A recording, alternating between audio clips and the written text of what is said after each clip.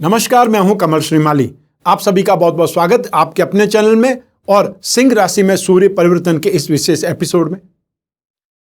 यह जो एपिसोड है यह सूर्य के सिंह राशि में प्रवेश से आपकी राशि पर क्या प्रभाव पड़ेगा इससे संबंधित है। लेकिन दूसरे ग्रहों के साथ में सूर्य का आपकी राशि पर क्या प्रभाव पड़ेगा यह अगस्त राशि के या अगस्त मासिक राशिफल में आपको देखने को मिल सकता है, आपकी अपनी राशि से संबंधित। क्योंकि अगस्त माह में 16 अगस्त तक सूर्य ने अलग ढंग से आप पर प्रभाव दिया है और 16 अगस्त के बाद में सिंह राशि में होने से उसका अलग ढंग से प्रभाव पड़ेगा। दोनों ही जगह बुधादित्य योग का प्रभाव आपको मिलेगा, लेकिन इसका इंपैक्ट और किस ढंग से चेंज होगा यह आपको मासिक राशिफल अगस्त में देखने को मिलेगा।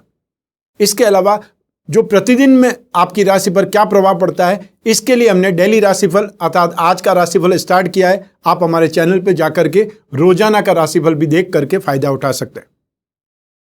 आइए अब बात करें सिंह राशि में सूर्य के प्रवेश से आप पर क्या प्रभाव पड़ेगा। वैदिक ज्योतिष में वर्णित नवग्रहों में सूर्य ग्रह को राजा की उपाधि दी गई है। आदि पंचदेवों में अर्थात पंचदेव उपासना जो करते हैं उनमें एक सूर्य देव भी है। सूर्य अग्नि तत्व और लाल वर्ण वाला ग्रह है। यह पूर्व दिशा का स्वामी है।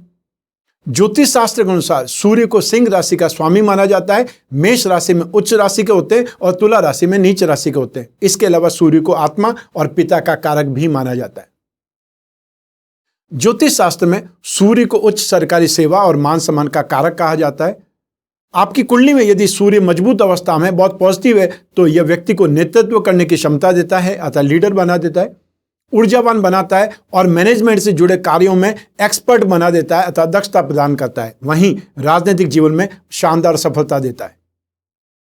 वहीं यदि सूर्य अशुभ प्रभाव देने लग जाए, नेगेटिव हो जाए, नीच राशि का हो जाए और या फिर आपकी कुंडली में नेगेटिव हो, ऐसी स्थिति में मान सम्मान और आत्मविश्वास में कमी दे देता है, आपके पिता से मतभेद दे देता है और आंखों से जुड़ी कोई न कोई समस्या से उत्पन्न करा देता है या उससे आपको पीड़ित कर देता है, परेशान कर देता है और आंखों से जुड़ी कोई न कोई समस्या से आपको पीड़ित कर देता है। ज्योतिष में सूर्य को आत्मा का कारक भी माना जाता है। इसलिए यदि आपकी कुंडली में सूर्य शुभ स्थान पर है तो आप आत्मज्ञान प्राप्ति की तरफ उन्मुख हो सकते हैं।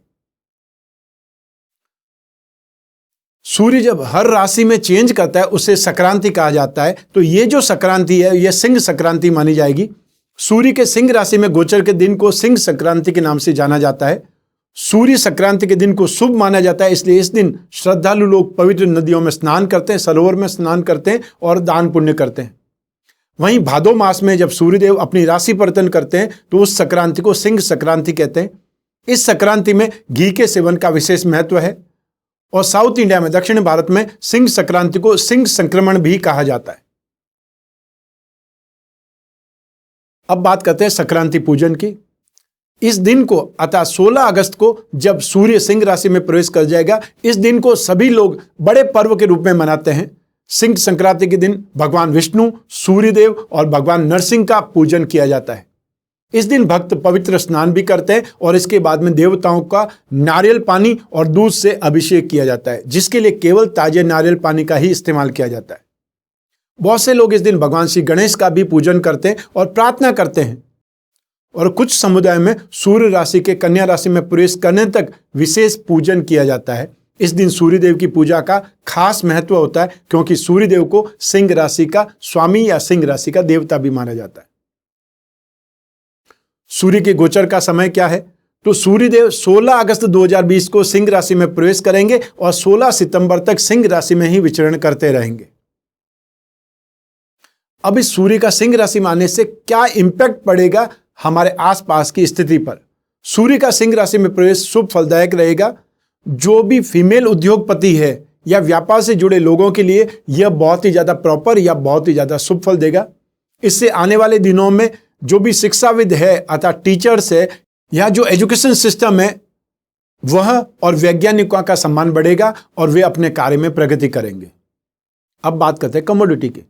सोना चांदी जैसे कीमती धातुओं और शेयर मार्केट के भावों में स्टेबिलिटी आएगी, स्थिरता बनी रहेगी।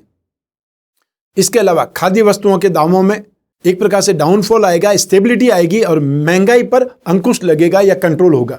सूर्य का सिंह राशि में परिवर्तन राजनीतिक लोगों का उत्थान करेगा, उनको स्ट्रेंथ देगा, पॉजिटिविटी देगा। सूर्य के सिंह राशि में आने से एक फायदा और होगा कि यह सूर्य बृहस्पति की दृष्टि में आ जाएगा, इससे राजनीति में व्याप्त भ्रष्टाचार पर अंकुश लगेगा, या जो बार बार एक प्रकार से ये स्थिति व्याप्त हो रही है, एक प्रकार से अनस्टेबिलिटी की या गवर्नमेंट में व्याप्त एक प्रॉब्लम की, उस पर अंकुश जरूर लगेगा। और जिन जिन सरकारों के साथ में प्रॉब्लम हो रही है वहां पर एक प्रकार से स्थिरता आएगी, स्टेबिलिटी आएगी।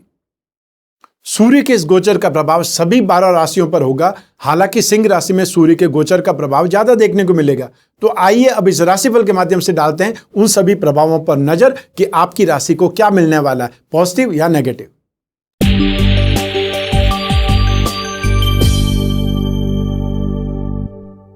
तो सबसे पहले बात करते हैं मेष राशि से।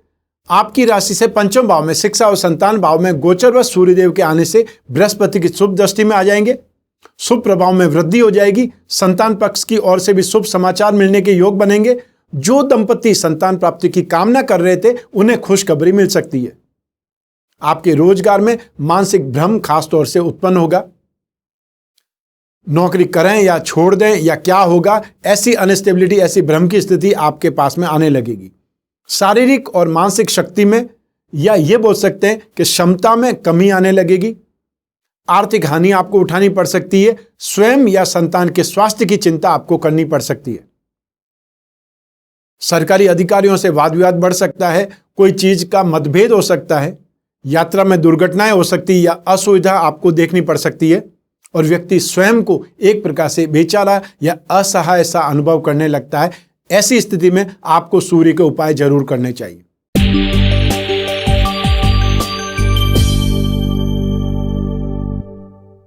आइए अब बात करें वृष राशि की। आपकी राशि से चतुर्थ भाव में, सुख भाव में गोचरवश जब सूर्यदेव आएंगे तब आपके जीवन में सुख समृद्धि में वृद्धि होने के आसार बनेंगे। किसी नई योजना पर कार्य आरंभ करने का विचार बन जाएगा। मानसिक और शारीरिक समस्याएं भी आने लगेगी और कई बार घरेलू झगड़ों के कारण सुखों में कमी भी आ सकती है। वहीं जमीन जायदाद संबंधी अनेक प्रकार की समस्याएं भी उत्पन्न हो सकती है। इस गोचर में अच्छी सुख सुविधाएं नहीं मिल पाएगी। यात्रा में भी प्राय असुविधाएं ही देखने को मिलेगी। यह आपको ध्यान रख करके चलना चाहिए। और इस समय काल में परिवार के लोग ही विरोधी हो जाएंगे और या फिर जो आपके विरोधी हैं वो आपको बहुत परेशान करेंगे। वैवाहिक सुख में, दाम्पत्य सुख में, गृहस्थ सुख में अड़चनें आएंगी और या फिर जीवन साथी स्वयं ही बीमार हो जाएगा। मानहानि की संभावना तक इस समय काल में बनी रहेगी। ऐसी स्थिति में बहुत ज्यादा प्रैक्टिकल होकर के, बहुत ज्यादा सावधान होकर के इस समय काल को आपने पार करना है।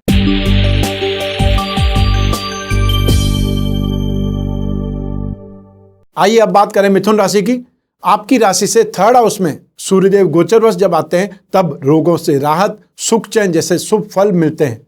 क्योंकि सूर्य राशि से जब भी थर्ड हाउस में आएगा बहुत ज्यादा पॉजिटिव फल देगा। राशि से सिक्स्थ हाउस में, राशि से 11th हाउस में, ये 3 भाव ऐसे हैं जहां पर कमाल का फल देता है। बाकी सारी जगहों पर वो कौन सी राशि में, ये उसकी मित्र राशि है या उसकी कारक है, अकारक है, शत्रु राशि है, इन सब का फर्क जरूर पड़ता है। इन सब का प्रभाव उस राशि में होने से पड़ता है। इस समय आप स्वयं को एक प्रकार से एनर्जेटिक महसूस करेंगे। सज्जनों और उच्च सरकारी अधिकारियों से मेल मुलाकात होने लगेगी। संतान या मित्रों से फाइनेंशियल गेन तथा सम्मान मिलेगा और इसी समय में भाई बहनों की तरक्की के आसार भी बनने लगेंगे। शत्रुओं की आसानी से हार होगी या जो भी आप स्ट्रेटेजी अपनाएंगे वो शत्रुओं को डाउन कर देगी, यह बात निश्चित है। व्यक्ति लक्ष्मी और मान सम्मान और प्रतिष्ठा प्राप्त करता है। यह समय काल आपके लिए। इस अवधि में अर्थात 16 अगस्त से लगा करके 16 सितंबर के बीच में प्राय उच्च पद की प्राप्ति हो सकती है, प्रमोशन हो सकता है या कोई ऐसा आपको असाइनमेंट मिल सकता है जिससे आपका स्टेटस इंप्रूव हो। आपकी खुद की काबिलियत के कारण यह आपको मिलेगा और ऐसे समय में ही आप सबसे अच्छा व्यवहार करने लगेंगे। जो व्यक्ति पॉजिटिव होता है, जो व्यक्ति खुश होता है, वो खुशी बांटता है। तो ऐसी स्थिति में आपका यह अवसर है खुशी बांटने का, पॉजिटिव होने का, आपका कॉन्फिडेंस बिल्डअप करने का।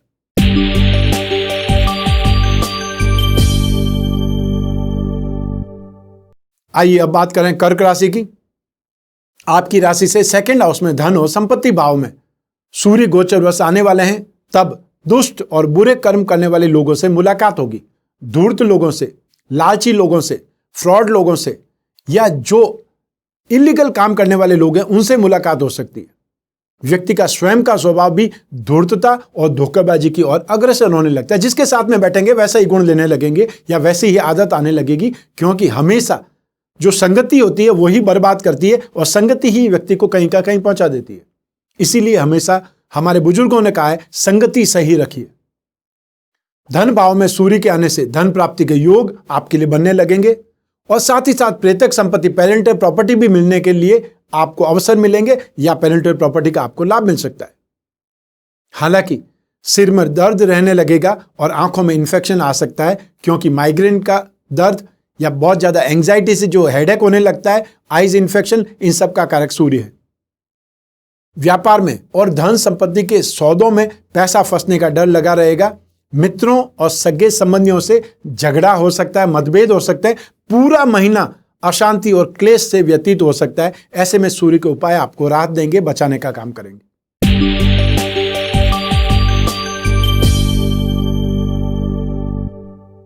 आइए अब बात करें सिंह राशि की।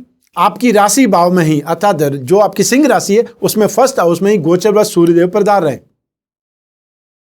आपके आत्मविश्वास को बढ़ाने वाला यह समय है। साथ ही आपकी खुद की एक प्रकार से कार्य क्षमता, आपका हुनर, आपकी काबिलियत, आपकी वर्किंग स्ट्रेंथ, इन सब में इंप्रूवमेंट होने लगेगा। एक प्रकार से ये बोल सकते हैं कि आप एक्सपर्ट वाली स्थिति में आने लगेंगे। और यह भी संभव है कि आप में अहंकार की भावना भी आ जाए, क्योंकि जब आपको एक्सपर्ट लोग बोलेंगे, आपको लोग वाहवाही करेंगे, आपका यश का गुणगान करेंगे, तो व्यक्ति कॉलर अप करने लगता है। हालांकि पैसों का नुकसान आपको हो सकता है, तो ऐसे ही समय में मान सम्मान में कमी भी आ सकती है। स्वास्थ्य भी अच्छा नहीं रहेगा, specially blood pressure, heart problem, बहुत ज्यादा थकान, पेट के रोग और आंखों के इन्फेक्शन से कष्ट उठाना पड़ सकता है। अधिकतर समय बिना किसी कारण के घूमते रहेंगे। ऐसे समय भी व्यक्ति को अपने परिवार से अलग भी होना पड़ सकता है। संबंधियों, मित्रों या कलीग्स और जो भी समाज के लोग हैं, बड़े लोग हैं या घर के बुजुर्गों से झगड़ा या विवाद होने से भी मानसिक संताप बना रहता है। व्यक्ति पश्चाताप करता रहता है, अंदर से दुखी बना रहता है। सूर्य के उपाय आपको अवश्य करने चाहिए। स्पेशली रोजाना सूर्य को अर्घ देने का एक प्रकार से नियम बना लीजिए।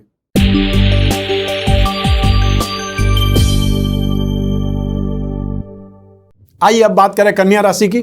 आपकी राशि से द्वादश भाव में, नाश भाव में गोचरवश सूर्यदेव के आने से विदेश भ्रमण हो सकता है या विदेश जाना पड़ सकता है।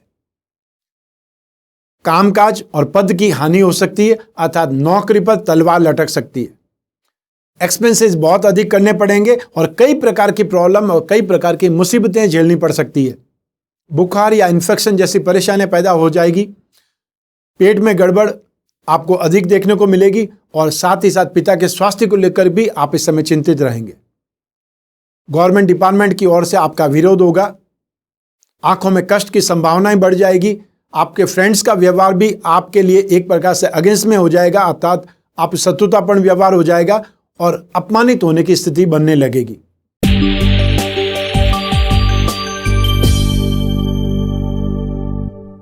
आइए अब बात करें तुला राशि की। आपकी राशि से 11th हाउस में, अर्थात यहां पर भी सूर्य आपको बहुत ज्यादा अच्छा फल देगा, बहुत ज्यादा पॉजिटिव फल देगा। राशि से 11th हाउस में, राशि से 6th हाउस में, राशि से 3rd हाउस में सूर्य हमेशा पॉजिटिव फल देता है। यह उसका फिक्स रिजल्ट है या फिक्स सिद्धांत है। इस भाव में गोचरवश सूर्यदेव के आने से आपके लिए धन वृद्धि के योग बनेंगे। आपके ऑफिस में, आपके कैरियर में आपका प्रदर्शन बहुत सराहनीय रहेगा, एप्रिशिएटेबल रहेगा। हर प्रकार का लाभ, आर्थिक उन्नति, फाइनेंशियल गेन, शानदार खाना पीना, नई पोस्ट या नई नौकरी और साथ में बड़े लोगों की कृपा, यह आपको प्राप्त होने वाली है। स्वास्थ्य आपका अच्छा रहेगा और मांगलिक कार्य, पूजा पाठ, अभिषेक या घर में जो भी धार्मिक एक प्रकार से कार्यक्रम है वो होने का मौका मिलेगा और आपकी उसमें भागीदारी बढ़ चढ़ करके होगी। आध्यात्मिकता और सात्विकता में वृद्धि होगी। सरकारी लोगों से सहायता प्राप्त होने लगेगी और प्रमोशन का भी यही समय है। और वहीं आपके फादर से भी आपको फाइनेंशियल गेन मिल सकता है या कोई न कोई प्रॉपर्टी गेन मिल सकता है या और किसी ढंग से गेन जरूर मिलेगा, यह बात पक्की है।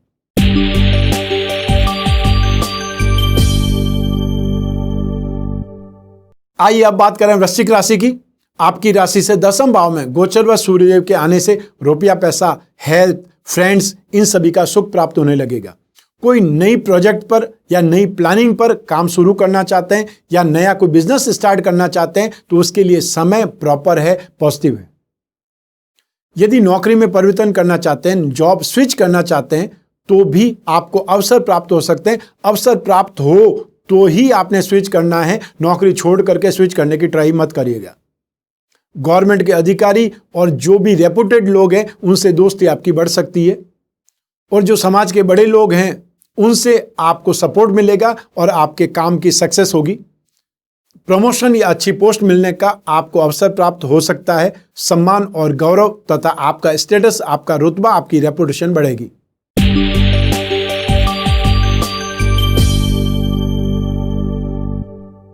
आइए अब बात करें धनु राशि की। आपकी राशि से 9th हाउस में, भाग्य भाव में जब गोचर व सूर्यदेव पधारेंगे तब आपके कैरियर में, आपके कामकाज में अनुकूलता बढ़ेगी। लंबे समय से आप यदि कोई मकान खरीदने के लिए एफर्ट कर रहे हैं तो इस समय सक्सेस मिल सकती है, आपकी डील फाइनल हो सकती है। सरकारी योजनाओं से भी आपको कोई न कोई लाभ मिल सकता है, लेकिन वर्चस्व में, रुतबे में आपको कमी का एहसास भी होने लगेगा। जिस पोस्ट पर आप हैं उस पोस्ट से रिलेटेड या उस पोस्ट जैसा आपको सपोर्ट नहीं मिल रहा है या वो रुतबा, वो स्टेटस, वो आपको फैसिलिटीज नहीं मिल पा रही है, इसका मलाल हो सकता है। साथ में ही कभी कभी आपको झूठे आरोप भी लग सकते हैं। लोग द्वेष भाव, ईर्ष्यावश आपकी टांग खिंचाई कर सकते हैं। बिना किसी कारण के अपव्यय अर्थात फालतू एक्सपेंसेस करेंगे। अपने आप का दिखाने के लिए या रुतबा दिखाने के लिए, स्टेटस दिखाने के लिए आप खर्चा कर सकते हैं और या फिर फाइनेंशियल लॉस आपको हो सकता है। ऐसे ही समय में व्यावसायिक आय में, लाभ में आपको कमी देखनी पड़ेगी और साथ ही साथ रोग और अशांति उत्पन्न होगी। घर में किसी धार्मिक कार्य का आयोजन भी हो सकता है, लेकिन सूर्य के उपाय आपको काफी राहत देंगे, स्टेबिलिटी देंगे, आपका कॉन्फिडेंस बिल्डअप किए रखेंगे।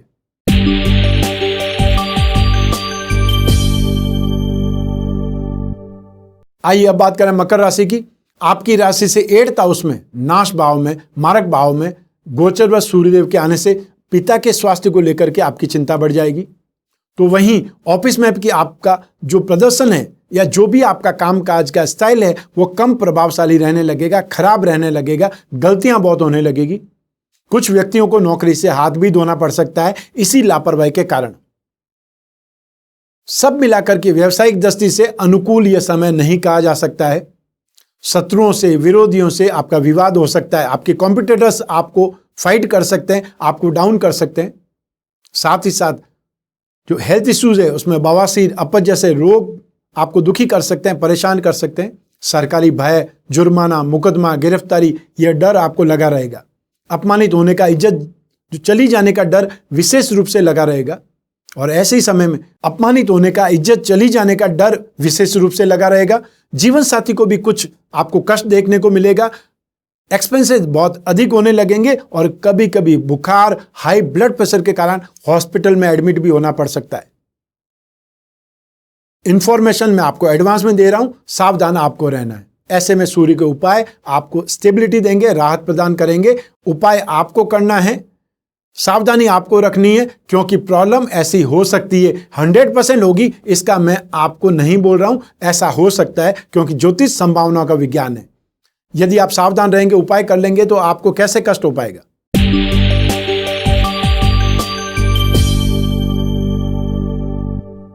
आइए अब बात करें कुंभ राशि की। आपकी राशि से 7th हाउस में गोचरवश सूर्यदेव के पधारने से दाम्पत्य जीवन में वैमनस्यता की, मनमुटाव की, रूखेपन की उत्पत्ति होती है।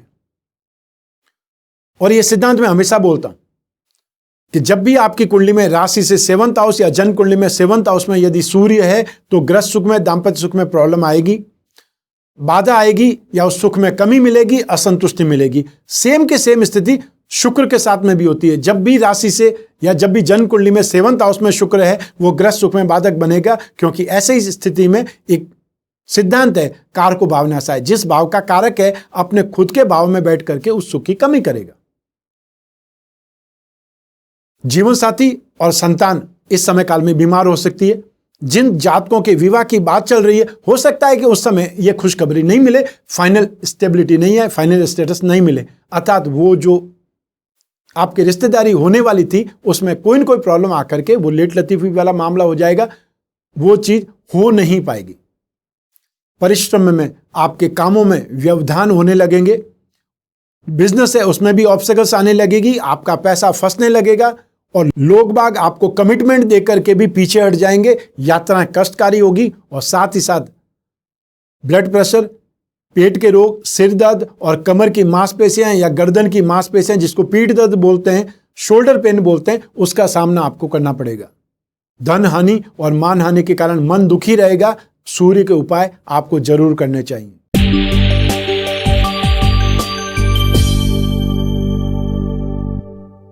अब बात करते हैं राशिफल में आखिरी राशि की, मीन राशि की। आपकी राशि से छठे भाव में गोचरवश सूर्यदेव के पधारने से कार्य सिद्धि और सर्व सुख की प्राप्ति होगी। फिर अगेन वही सिद्धांत काम करेगा कि आपकी राशि से 6th हाउस में सूर्य पॉजिटिव फल देगा। नई नई वस्तुओं की खरीद होगी, अर्थात घर में फैसिलिटीज, सुख सुविधाएं, सांसारिक सुख सुविधाएं या भौतिक सुख सुविधाएं बढ़ेंगी। विरोधियों की, शत्रुओं की और रोगों की पराजय होगी, रोगों से राहत मिलेगी। विशेषकर घुटनों और कमर के दर्द में आपको बहुत बड़ी राहत मिलेगी। सरकारी अधिकारियों से या बड़े लोगों से मार्गदर्शन मिलेगा, सपोर्ट मिलेगा, फायदा मिलेगा। और इसी समय काल में सेल्फ रेपुटेशन में भी इन्हांस आएगा, अर्थात सेल्फ रेपुटेशन में आपकी ख्याति में वृद्धि होगी। रोग, शोक, मोह आदि इन भावों का नाश होकर के मन और शरीर दोनों स्वस्थ रहने लगेंगे। यह था राशिफल। सूर्य के सिंह राशि में आने से कौन सी राशि को क्या मिलने वाला है। लेकिन जिन राशियों को कुछ प्रतिकूल परिणाम मिलेंगे, या ये बोल सकते हैं कि सूर्य जिन राशि में शुभ फल नहीं देगा, उन लोगों को तो सूर्य के उपाय करने ही चाहिए। और ये उपाय क्या हो सकते हैं? सबसे पहला उपाय, द्वादश आदित्य कवच धारण करें, क्योंकि सूर्य एक महीने में एक बार राशि बदल ही देता है। हर 14 या 15 तारीख को आप देखिए, 14 जनवरी को मकर संक्रांति होती है, अर्थात उस दिन सूर्य मकर राशि में आता है। फिर उसके बाद में लगभग 30 दिन के आसपास वो सूर्य बदलता ही रहता है। ऐसी स्थिति में एक वर्ष में सूर्य 12 बार अपनी राशि बदलता है और हर संक्रांति का फल अलग होता है। ऐसी स्थिति में 12 ही सूर्य के लिए, अर्थात द्वादश आदित्य के लिए आप द्वादश आदित्य कवच बनवा करके धारण कर सकते हैं। अर्थात एक कवच से 12 सूर्य का आप उपाय कर सकते हैं। और ये कवच सिर्फ आपके लिए बनेगा और आपके ही काम आएगा। और इसके लिए आपको ज़्यादा कोई पहाड़ नहीं तोड़ना है, आपको कोई रॉकेट साइंस काम में नहीं लेनी है। सिर्फ इसके लिए जो लैंडलाइन नंबर आते हैं नीचे स्क्रॉल में, उन नंबर पर फ़ोन करना है। वो आपकी समस्या सुनेंगे या जो अभी आपकी आकांक्षा है वो सुनेंगे, पूरी डिटेल लेंगे और आपके घर बैठे आपको कवच पहुंचाने का पूरा प्रबंध करेंगे। और या फिर व्हाट्सएप पे आप मैसेज डाल सकते हैं। इसके अलावा भगवान विष्णु या श्री राम की पूजा उपासना करें। नित्य सूर्य को अर्घ देना है। सूर्य ग्रह की शांति के लिए सूर्य के बीज मंत्र ओम राम रीम रोम सह सूर्याय नमः, इस मंत्र का जाप कर सकते हैं। और या फिर सूर्य का एकाक्षरी मंत्र है ओम गृणी सूर्याय नमः, इस मंत्र का रोजाना जाप कर सकते हैं। जाप कितना करें? जितना आपके पास समय है, जितना आपकी आस्था है, जितना आपकी शक्ति है, उतना मंत्र जाप कर सकते हैं। और जब मंत्र जाप थोड़ा करेंगे, उसका परिणाम आपको मिल जाएगा, तो आप मंत्र जाप अपने आप ही ज्यादा करने लग जाएंगे। सूर्य ग्रह से संबंधित वस्तुओं का दान रविवार को सूर्य की होरा में, और सूर्य के नक्षत्र हो तो और ज्यादा अच्छा है। तो सूर्य की होरा होगी जब सूर्य उदय हो जाएगा, उसके 1 घंटे तक पहली होरा सूर्य की होगी। अतः जो भी वार होता है उस वार में पहला घंटा, फर्स्ट ओवर ऑफ सनराइज, वो उस ग्रह की होरा होती है। सूर्य के नक्षत्र हैं कृतिका नक्षत्र, उत्तरा फाल्गुनी नक्षत्र और उत्तराषाढ़ा नक्षत्र। अगर ये भी रविवार को हो तो और ज़्यादा अच्छा है, नहीं तो रविवार के फर्स्ट ओवर में आप दान देने का एक प्रकार से नियम बना लीजिए। और वो दान देने वाली वस्तुएं कौन सी है? आप गुड़ का दान दे सकते हैं, गेहूं का दान दे सकते हैं, तांबा, माणिक्य, लाल पुष्प, खस, मेंसिल, जो भी लाल वस्तुएं हैं, या फिर लाल फल हैं, तांबे के बर्तन हैं, या उसके अलावा तांबे के जो बर्तन होते हैं, पूजा के बर्तन, वो आप मंदिर में भेंट कर सकते हैं। और या फिर तांबे का कोई बर्तन खरीद करके जो भी जरूरतमंद है उन्हें दे सकते हैं। अपने जन्म दिवस पर गेहूं, गुड़ या तांबे का दान जो भी आपका वजन है उसके बराबर कर सकते हैं, उससे भी बहुत बड़ा आपको लाभ मिलेगा। तो ये सूर्य के दान करके भी आप सूर्य से राहत प्राप्त कर सकते हैं। इसके अलावा कोई विशेष प्रॉब्लम है, कोई बहुत बड़ी समस्या है जिसका हल आपको सामान्यतः नहीं मिल रहा है, उससे आप परेशान हैं, ऐसी स्थिति में आपको अपनी जन्म कुंडली का विश्लेषण कराना चाहिए। और ये समय काल लॉकडाउन का है, एक प्रकार से सारी एक गतिविधियां यहाँ पर सीमित हो गई है, तो हम भी जोधपुर के हेड ऑफिस से ही अपनी सारी सर्विसेज प्रदान कर रहे हैं, अर्थात टेलीफोन के माध्यम से, फोन के माध्यम से, मोबाइल फोन के माध्यम से या वीडियो कॉल के माध्यम से आप अपनी कुंडली का विश्लेषण प्राप्त कर सकते हैं। जो भी आपकी समस्याएं, जो भी आपकी कामनाएं, जो भी आपका उद्देश्य है, जो भी आप भविष्य में झांकना चाहते हैं या जिज्ञासा है, उसके बारे में हम बात कर सकते हैं, डिस्कस कर सकते हैं, और जो भी उपाय आप करना चाहते हैं वो मैं आपको बता सकता हूं। लेकिन सबसे बड़ा है टाइम मैनेजमेंट, कि ये समय कैसा है, ये समय क्या कहना चाहता है और आने वाला समय कैसा है, 5 साल कैसे हैं, 10 साल कैसे हैं। तो यदि आप कोई प्लान करें लंबी दूरी में चलने वाला, तो प्लान सक्सेस हो पाएगा या नहीं हो पाएगा। ऐसी बहुत सी चीजें जिनके बारे में डिस्कस किया जा सकता है, विश्लेषण किया जा सकता है। तो उसके लिए आपको सिर्फ एक टाइम स्लॉट बुक करना है, जो जोधपुर के नंबर आ रहे हैं उस पर फोन करना है, वो आपकी पूरी सहायता करेंगे टाइम स्लॉट बुक करने में, और या फिर आप व्हाट्सएप पर मैसेज डाल सकते हैं, आपको वापस रिप्लाई जरूर आएगा। आज बस इतना ही। स्वस्थ रहें, प्रसन्न रहें, अपना अपने परिवार का बहुत बहुत ख्याल करें। आप सभी को मेरा नमस्कार, बहुत बहुत शुभकामनाएं। ईश्वर आपकी रक्षा करे। बहुत बहुत धन्यवाद।